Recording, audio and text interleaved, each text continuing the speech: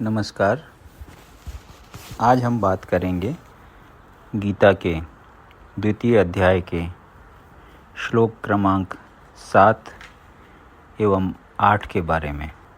कार्पण्य दोषोपहतस्त्वभावः पृच्छामि त्वां धर्म सम्मूढ़चेताः यच्छ्रेयः स्वानिश्चितं ब्रूहि तन्मे शिष्यस्तेऽहं शाधि मां त्वां प्रपन्नम। अब मैं अपनी कृपण दुर्बलता के कारण अपना कर्तव्य भूल गया हूँ और सारा धैर्य खो चुका हूँ। ऐसी अवस्था में मैं आपसे पूछ रहा हूँ कि जो मेरे लिए श्रेयस्कर हो उसे निश्चित रूप से बताएं। अब मैं आपका शिष्य हूँ और आपका शरणागत हूँ। कृपया मुझे उपदेश दें। तात्पर्य: यह प्राकृतिक नियम है कि भौतिक कार्यकलाप की प्रणाली ही हर एक के लिए चिंता का कारण है। पग पग पर उलझन मिलती है, अतः प्रामाणिक गुरु के पास जाना आवश्यक है, जो जीवन के उद्देश्य को पूरा करने के लिए समुचित पथ निर्देश दे सके। समग्र वैदिक ग्रंथ हमें यह उपदेश देते हैं कि जीवन की अनचाही उलझनों से मुक्त होने के लिए प्रामाणिक गुरु के पास जाना चाहिए। ये उलझनें उस दावाग्नि के समान हैं जो किसी के द्वारा लगाए बिना भभक उठती हैं। इसी प्रकार विश्व की स्थिति ऐसी है कि बिना चाहे जीवन की उलझनें स्वतः उत्पन्न हो जाती हैं। कोई नहीं चाहता कि आग लगे, किंतु फिर भी वह लगती है और हम अत्यधिक व्याकुल हो उठते हैं। अतः वैदिक वाङ्मय उपदेश देता है कि जीवन की उलझनों को समझने तथा उनका समाधान करने के लिए हमें परंपरागत गुरु के पास जाना चाहिए। जिस व्यक्ति का प्रामाणिक गुरु होता है वह सब कुछ जानता है। अतः मनुष्य को भौतिक उलझनों में न रहकर गुरु के पास जाना चाहिए। यही इस श्लोक का तात्पर्य है। आखिर भौतिक उलझनों में कौन सा व्यक्ति पड़ता है? वह जो जीवन की समस्याओं को नहीं समझता। बृहदारण्यक उपनिषद में 3.8.10 व्याकुल मनुष्य का वर्णन इस प्रकार हुआ है। यो वा एतदक्षरं गार्ग्य विदित्वा स्माल्लोकात् प्रैति स कृपणः। कृपण वह है जो मानव जीवन की समस्याओं को हल नहीं करता और आत्म साक्षात्कार के विज्ञान को समझे बिना कूकर सूकर की भांति इस संसार को त्याग कर चला जाता है। जीव के लिए यह मनुष्य जीवन अत्यंत मूल्यवान निधि है, जिसका उपयोग वह अपने जीवन की समस्याओं को हल करने में कर सकता है। अतः जो इस अवसर का लाभ नहीं उठाता वह कृपण है। ब्राह्मण इसके विपरीत होता है, जो इस शरीर का उपयोग जीवन की समस्त समस्याओं को हल करने में करता है।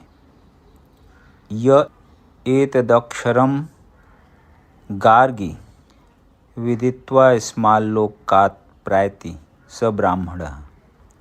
देहात्म बुद्धिवश कृपण या कंजूस लोग अपना सारा समय परिवार, समाज, देश आदि के अत्यधिक प्रेम में गंवा देते हैं। मनुष्य प्रायः चर्म रोग के आधार पर अपने पारिवारिक जीवन अर्थात पत्नी, बच्चों तथा परिजनों में आसक्त रहता है। कृपण यह सोचता है कि वह अपने परिवार को मृत्यु से बचा सकता है, अथवा वह यह सोचता है कि उसका परिवार या समाज उसे मृत्यु से बचा सकता है। ऐसी पारिवारिक आसक्ति निम्न पशुओं में भी पाई जाती है, क्योंकि वे भी बच्चों की देखभाल करते हैं। बुद्धिमान होने के कारण अर्जुन समझ गया था कि पारिवारिक सदस्यों के प्रति उसका अनुराग अथवा मृत्यु से उनकी रक्षा करने की उसकी इच्छा ही उसकी उलझनों का कारण है। यद्यपि वह समझ रहा था कि युद्ध करने का कर्तव्य उसकी प्रतीक्षा कर रहा था, किंतु कृपण दुर्बलता के कारण वह अपना कर्तव्य नहीं निभा रहा था। अतः वह परम गुरु भगवान कृष्ण से कोई निश्चित हल निकालने का अनुरोध कर रहा है। वह कृष्ण का शिष्यत्व ग्रहण करता है। वह मित्रतापूर्ण बातें बंद करना चाहता है। गुरु तथा शिष्य की बातें गंभीर होती हैं और अब अर्जुन अपने मान्य गुरु के समक्ष गंभीरतापूर्वक बातें करना चाहता है। इसीलिए कृष्ण भगवत गीता के आदि गुरु हैं और अर्जुन गीता समझने वाला प्रथम शिष्य है। अर्जुन भगवत गीता को किस तरह समझता है, यह गीता में वर्णित है।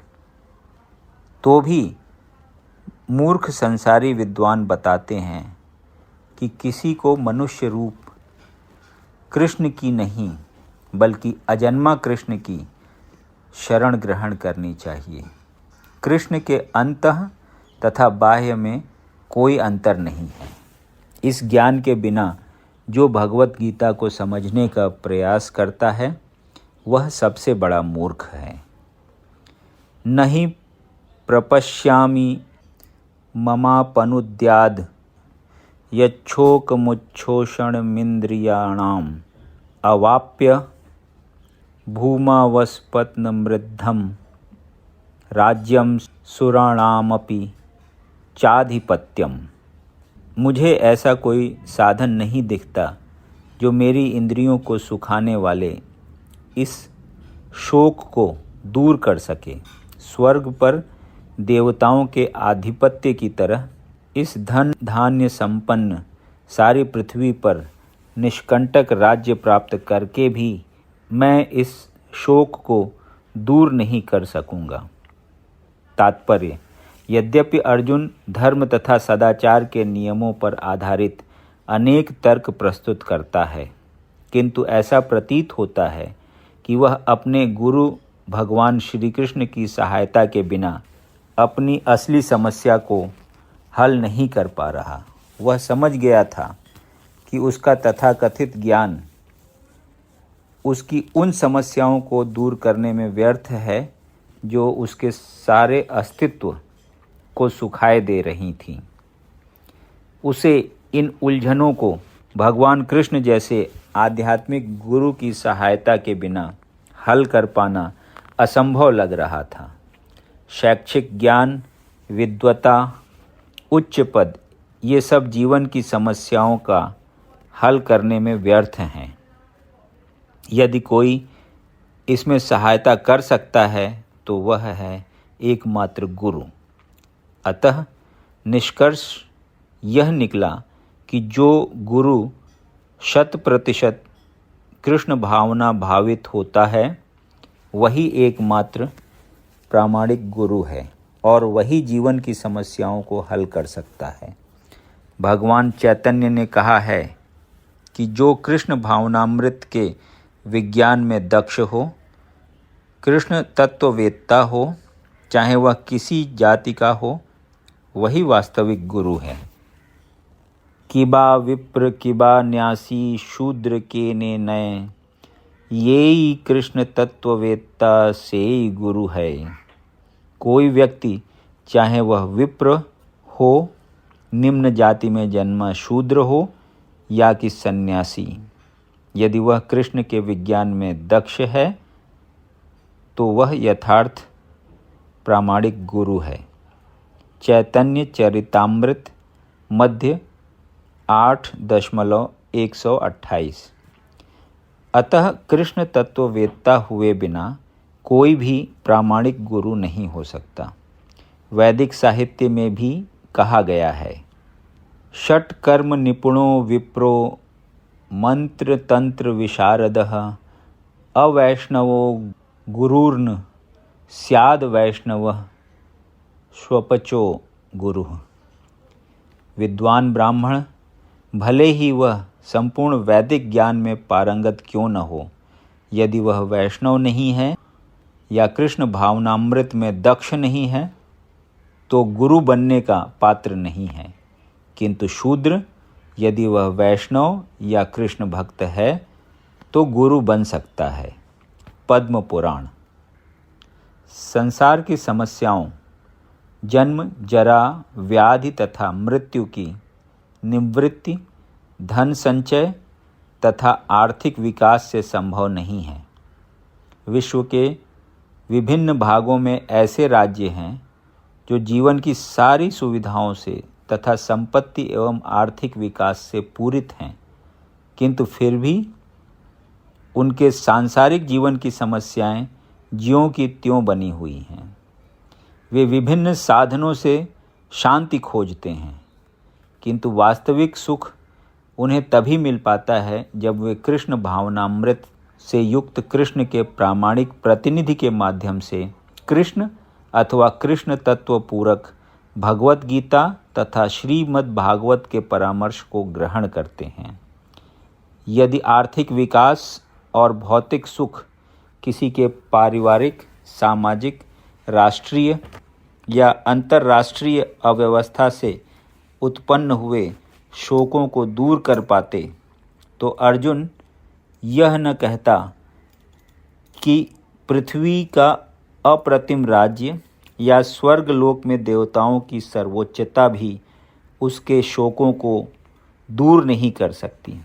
इसीलिए उसने कृष्ण भावनामृत का ही आश्रय ग्रहण किया और यही शांति तथा समरसता का उचित मार्ग है। आर्थिक विकास या विश्व आधिपत्य प्राकृतिक प्रलय द्वारा किसी भी क्षण समाप्त हो सकता है। यहाँ तक कि चंद्रलोक जैसे उच्च लोकों की यात्रा भी, जिसके लिए मनुष्य प्रयत्नशील है, यह झटके में समाप्त हो सकती है। भगवत गीता इसकी पुष्टि करती है। क्षीणे पुण्ये मर्त्यलोकम विशन्ति। जब पुण्य कर्मों के फल समाप्त हो जाते हैं तो मनुष्य सुख के शिखर से जीवन के निम्नतम स्तर पर गिर जाता है। इस तरह से विश्व के अनेक राजनीतिज्ञों का पतन हुआ है। ऐसा अधः पतन शोक का कारण बनता है। अतः यदि हम सदा के लिए शोक का निवारण करना चाहते हैं तो हमें कृष्ण की शरण ग्रहण करनी होगी, जिस तरह अर्जुन ने की।